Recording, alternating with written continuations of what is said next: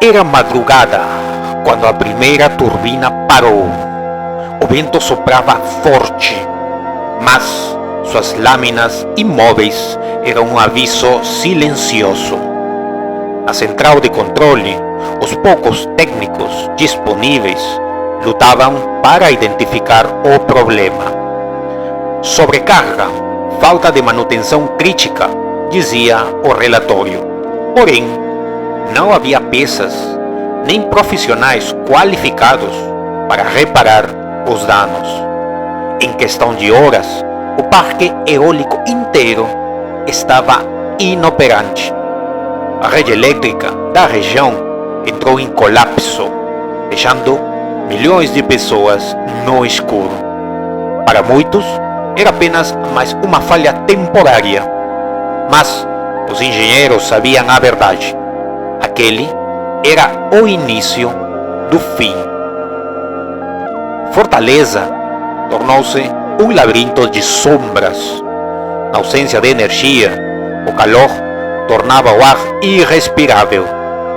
As pessoas vagavam pelas ruas, suas lanternas de celulares, criando feixes de luz pálidos e desesperados.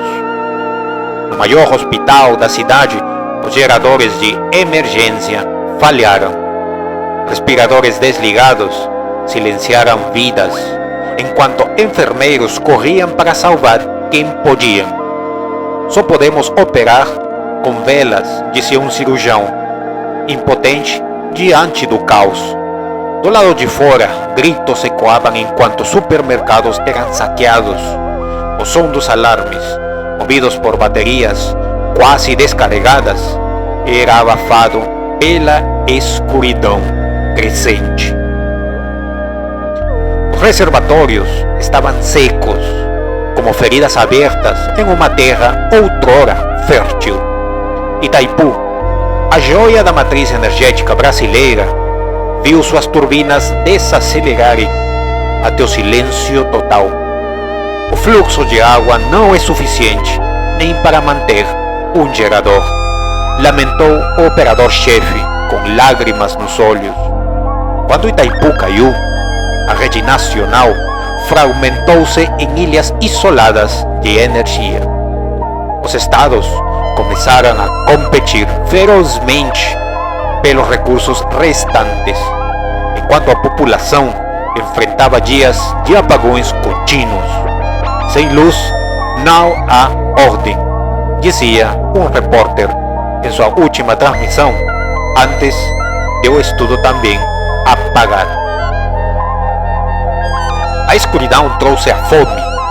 Sem energia para refrigerar alimentos, os supermercados se transformaram em depósitos de podridão. O cheiro era insuportável. As filas para obter um pedaço de pão se tornaram campos de batalha. Em áreas rurais, a falta de irrigação matou plantações inteiras e as cidades se tornaram refúgios para famílias desesperadas. Gangues armadas dominavam armazéns, trocando alimentos por favores inomináveis. Nas ruas, o desespero demais, carregando crianças famintas, criava cenas que rivalizavam com pesadelos.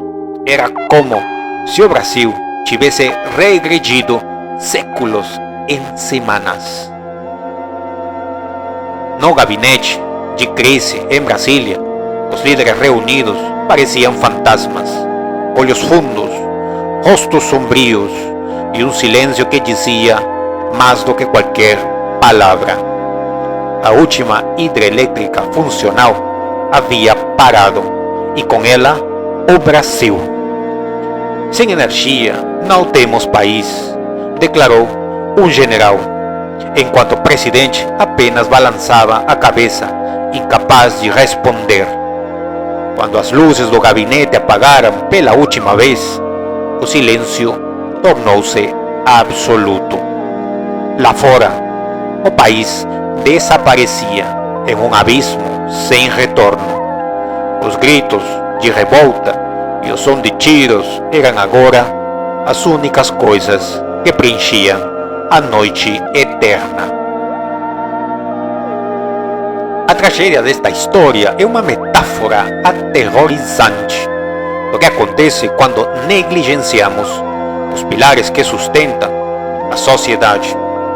O colapso não foi apenas energético, foi humano. A arrogância de acreditar que a tecnologia resolveria tudo, sem investimento contínuo em conhecimento e manutenção, levou a um desastre sem precedentes. A falta de educação técnica, aliada ao descaso com a infraestrutura, criou um ciclo vicioso de destruição. Este conto sombrio é um aviso urgente. A luz que sustenta nossa civilização não vem apenas de turbinas ou hidrelétricas, mas da capacidade humana de criar, manter e inovar. Sem pessoas capacitadas, toda tecnologia se transforma em um monumento inútil. A história nos força a olhar para o futuro com um senso de urgência.